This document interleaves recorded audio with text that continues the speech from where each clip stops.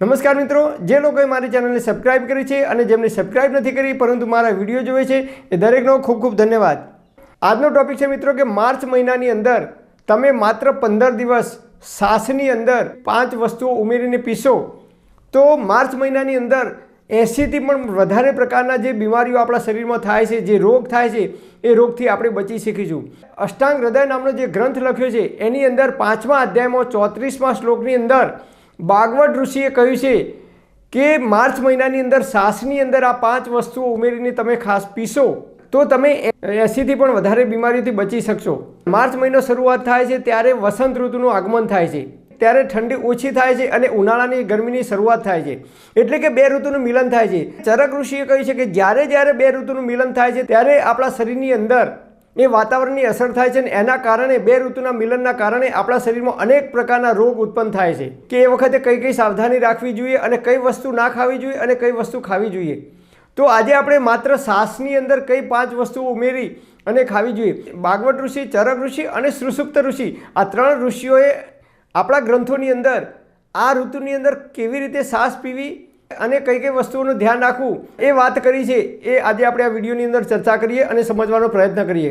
જ્યારે માર્ચ મહિનાની શરૂઆત થાય છે ત્યારે ગરમીની શરૂઆત થાય છે। શિયાળાની અંદર એટલે કે ઠંડીની ઋતુમાં આપણા શરીરમાં જે કફ જમા થયો હોય એ જ્યારે માર્ચ મહિનાની અંદર ગરમીની શરૂઆત થાય છે ત્યારે ગરમીના કારણે આપણા શરીરની અંદરથી એ કફ છે ધીમે ધીમે ઓગળવા લાગે છે। ત્યારે આપણા શરીરની અંદર એ કફ ઓગળે છે ત્યારે આપણા શરીરની અંદર કફને લગતા 80 થી પણ વધારે પ્રકારની બીમારીઓ આપણને થવાની પૂરેપૂરી શક્યતાઓ રહેલી છે।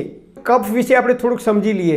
આપણું શરીર છે પંચતત્વનું બનેલું છે, અગ્નિ, વાયુ, જળ, આકાશ અને પૃથ્વી, આ 5 તત્વોનું બનેલું છે। તો કફ શામાંથી બને છે? પૃથ્વી અને જળ।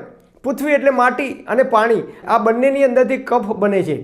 એટલે કે માટી અને પાણી બંનેને મિશ્રણ કરીએ જેને કાદવ કહીએ છીએ, કીચડ કહીએ છીએ, એ ટાઈપનો એક કીચડ આપણા શરીરમાં ઉત્પન્ન થાય છે જેનો સ્વભાવ ઠંડો હોય છે, ચીકણો હોય છે, એટલે એ જલ્દીથી શરીરમાંથી બહાર નીકળી શકતો નથી અને એને બહાર કાઢવા માટે આપણું શરીર છે એ બહાર કાઢવા માટે પ્રયત્ન કરે ત્યારે આપણે કહીએ છીએ કે ભાઈ કફ થઈ ગયો તો ઉધરસ આવે છે અને ઉધરસ આવે ત્યારે કફ બહાર નીકળે છે, એટલે આપણું શરીર એને ઉધરસ દ્વારા બહાર કાઢવાનો પ્રયત્ન કરે છે। તો કફ થઈ જાય તો છાશની અંદર કઈ 5 વસ્તુ નાખવાની? તો જે કફનાશક છે એ 5 વસ્તુ ઉમેરવાની કહી છે, એટલે કે સૂંઠ પાવડર, નંબર 2 કાળા મરીનો પાવડર, નંબર 3 લીલા ધાણા એટલે કે કોથમીર, જો લીલા ધાણા ના હોય તો સૂકા ધાણાનો પણ તમે ઉપયોગ કરી શકો છો, નંબર 4 હિંગ, નંબર 5 અજમો।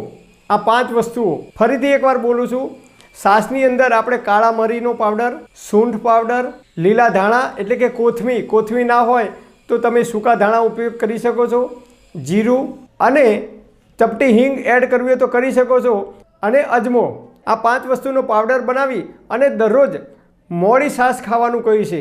દહીં જમાવી અને છાશ બનાવવાની, એની અંદરથી માખણ કાઢી લઈ અને એ જે છાશ બને એ તાજી છાશ પીવાનું આપણને કહ્યું છે। દિવસમાં તમે 3 થી 4 વખત આ છાશ પી શકો છો। તો છાશની અંદર તમે અડધી ચમચી કે 1 ચમચી જેટલો મસાલો નાખી અને નિયમિત જો પીશો 15 દિવસ સુધી માર્ચ મહિનાની અંદર તો આપણા શરીરમાં જે કફ છે એ કફ ધીમે ધીમે ઓગળે છે। કફ થવાને કારણે આપણી જઠરાગ્નિ મંદ પડે છે અને જઠરાગ્નિ મંદ પડે છે ત્યારે આપણી પાચન ક્રિયા મંદ પડે છે અને એના કારણે આપણને ભૂખ લાગતી નથી, આળસ આવે છે અને એ કફ જો આપણી નળીઓની અંદર બ્લોકેજ થાય છે તો એના કારણે હાર્ટ એટેક પણ આવી શકે છે, થાઇરોઇડ થવો, હાર્ટ બ્લોકેજ થવું, એસિડિટી, ગેસ, આવી અનેક સમસ્યાઓ એના લીધે થઈ શકે છે।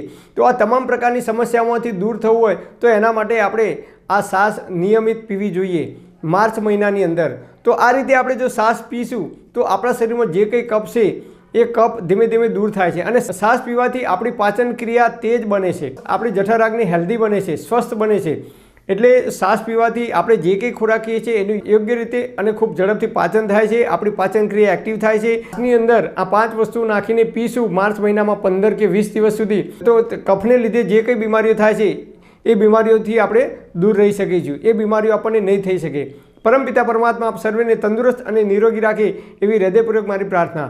Thanks for watching my video. Thank you.